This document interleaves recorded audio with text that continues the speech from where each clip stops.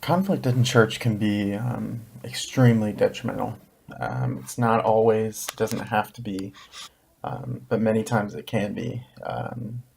Whether it's between just just a few people that attend a church, just a few people that are members at a church, um, it can definitely change things up. Um, and many times we see church splits where an entire group of people will move to try and make their own church and pull all the people from the church that they're currently going to. Um, that's sort of the extreme of conflict in a church. Um, but it can and many times does go that far. Um, Conflict doesn't have to be that way, but it does happen quite frequently. In my experience with just recently becoming a pastor, even there's small conflicts that happen honestly just because you are a pastor at a church. I'm just the youth pastor at my church, so it's very interesting to see the things that come up very quickly, and some of that is honestly just people working together with people, and some of it I'm 100% sure can be introduced strictly by the enemy, just trying to get in between the body and make it so that it's hard to do ministry together. Um, a couple of different ways that conflicts come up is really, sometimes you just have people that particularly just don't like each other for whatever reason.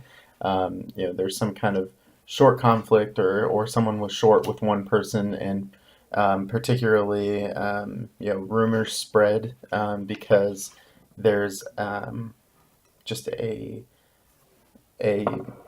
um, unsettledness between a relationship, even if it's not that long of a relationship. Um, Sometimes you see conflict in the way that people act together because of a decision that was made.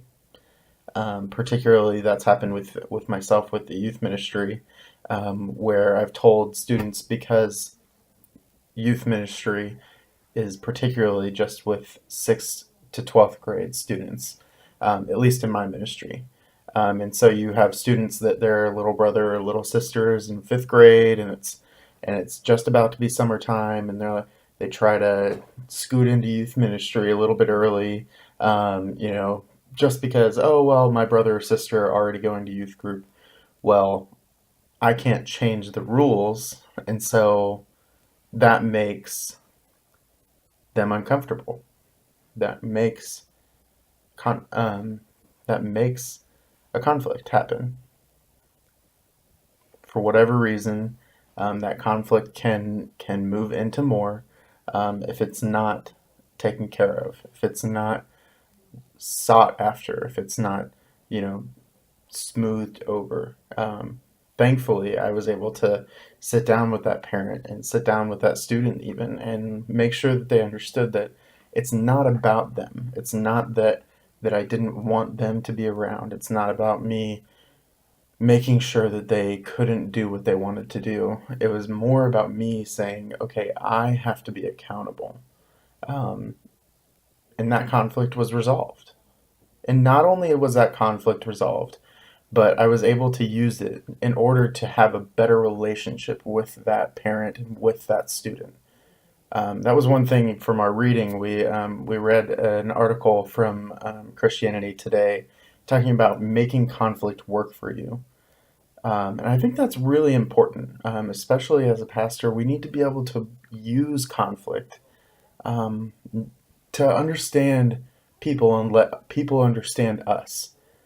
Because if you never have a conflict with someone, if you never have even just a slight difference, sometimes it's just too easy for that to happen. Sometimes it's too easy for them to just listen to you and accept those things. But if you have not that you would plan to have some kind of conflict, but if there is a conflict there and you're able to get through it, and you're able to sit down with that person, you're able smooth it over and help them to understand you and help yourself to understand them, you get the chance to, one, glorify God in the fact of you being able to reconcile that relationship, um, but also being able to push that relationship further.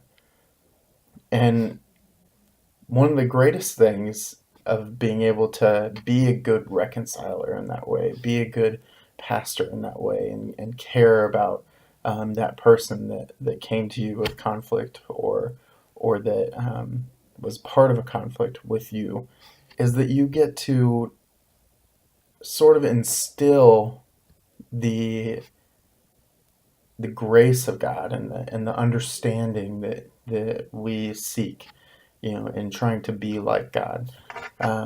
Now that student, she's in seventh grade, and a year and a half later, where she's one of my most dedicated students, and that's really, really important, and that time where I helped her to understand the fact that there are some things that you have to wait for. Helping her to understand why I did what I did and why I said what I said made it so that she was more open, she was more understanding, she was more more open to the fact that there's other things beyond what she can see in front of her. And that was more worth it to me than to let her into our youth group even just a couple months early. Because now I could have just let her in, and and that might have been fine.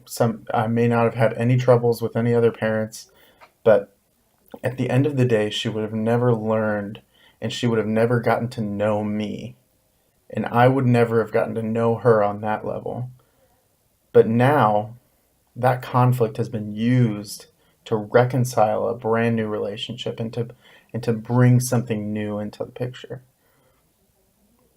And there's many other ways that conflict comes about. It's just it's human nature that our relationships would bring up conflict. But if we're able to use it instead of getting mad because someone said something sharp to us, and instead of turning away from that person because they decided to do something different than we had advised, instead of doing anything else, we have a chance as pastors and as ministers and people that are just serving in churches, we, even deacons and elders, we have a chance to make that right, to take it and make it something so much more than just a conflict, to make it into something that is glorifying to God and that we can actually point back to and say, no, this is that time. That conflict was absolutely necessary. And that conflict is why this person is still here. That's why this person still does these things. That conversation that we had, this sit down at a Starbucks, is why this person is in ministry today. That's why this person has a good family today. That's why this person realized this, and this. And that's why they didn't keep going that direction. And I pray honestly that I have more conflicts, that there's a reason for me to have conflicts in ministry.